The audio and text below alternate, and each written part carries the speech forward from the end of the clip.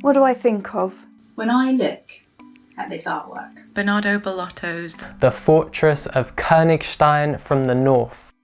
I see a stage, and the clouds part, revealing a grand panorama. And in my ears an orchestra plays, the chimes of a labourer's mallet, the bellowing of an ox. My eyes ping-pong from the pointing finger to the farmer's stick, and up over the impenetrable palace. The show begins, and it is full of secrets. Like, who is he pointing to? And where is that carriage going? And who is the fortress hiding? From our seats in the shadows, it seems we are unnoticed. But don't be fooled, the fortress is watching. Now tell me, girls, who do you think lives in a castle? Knight. A knight. A princess. Oh, who do you think lives in this castle? You think it's a princessy kind of castle? Yes. Yes. So, I think so. Who does she live in there with? Guards. Oh, lots of Knight. guards. So And knights and horses. oh, absolutely. Some horses would be good, wouldn't it? If you lived in that castle, what do you think you would be? I'm gonna be knight. You're going to be a knight, are you, Talitha? That would be cool. What about you, Martha? If you lived in a castle, what would you be? Princess. Oh, how lovely. Would you have a lovely princess room? Yeah. I see lots of different places that I might choose to live in. There's a big cave on the hillside and a little cave underneath it. I wonder if I could squeeze into one of those little caves.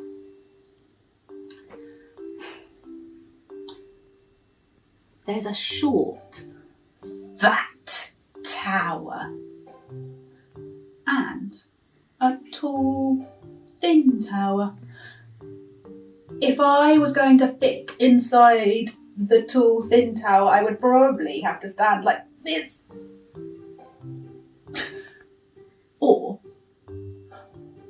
I could live in the big castle next to the tower. Then there'd be loads of space. If you lived in a castle, who would you be in the castle? I would be one of the dogs. You'd be what? One of the dogs. Or the king. Or Or the the dragon. king.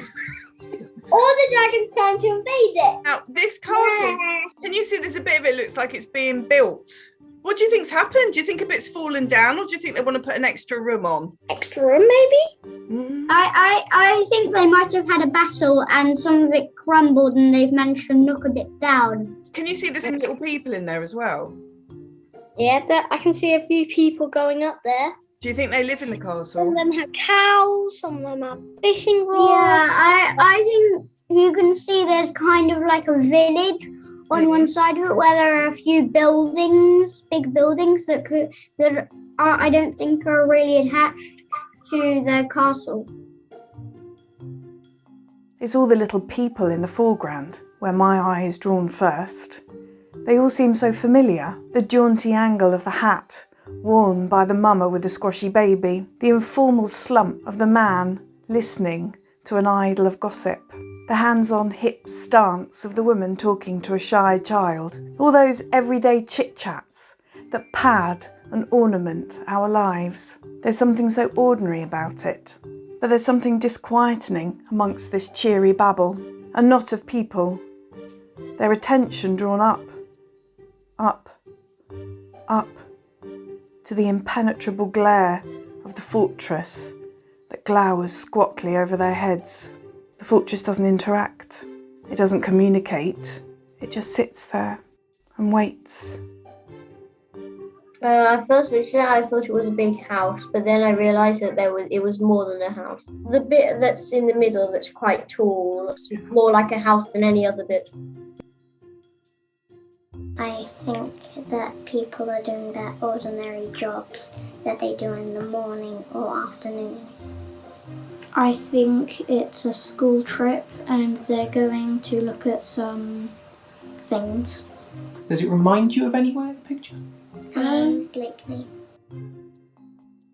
I think of fantasy and films. The whole thing seems familiar to me, like a Hollywood location scout's dream.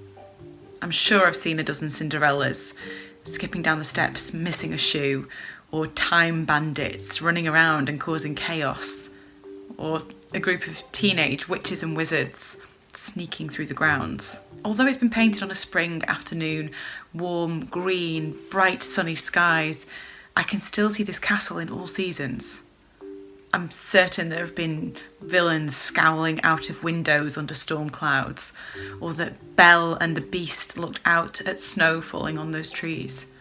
The whole thing seems like something I've seen before. Whether or not that's only on a medieval Christmas scene on a TV drama or not, I'm not sure. I wonder what the artist would think of this, of my impression of castles being so informed and influenced by moving images, when his painted castle has stayed so perfectly still and unchanged for nearly 300 years. I wonder how many different castles have been built and broken between now and then, and how many of them have helped to sell some Hollywood films.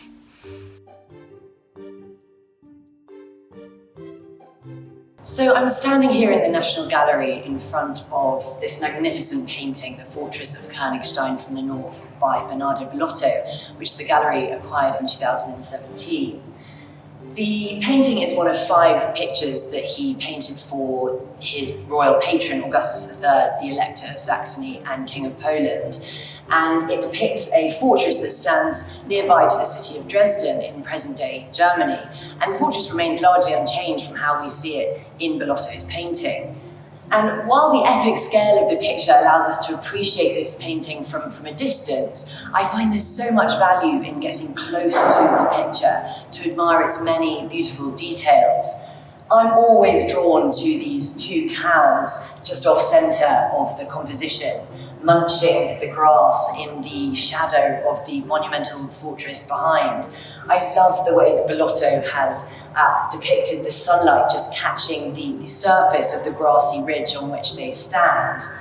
Another of my favourite details is down here, this horse and carriage disappearing into the distant woodland in this cloud of dust. It really pulls our eye into the depths of the painting. And we know that Bellotto is really thinking about the viewer with this picture. We can see here he paints this strip of shadow in the foreground, and that immediately makes us feel like we too are part of the composition and that we exist in this pastoral life beyond these forbidding fortress walls.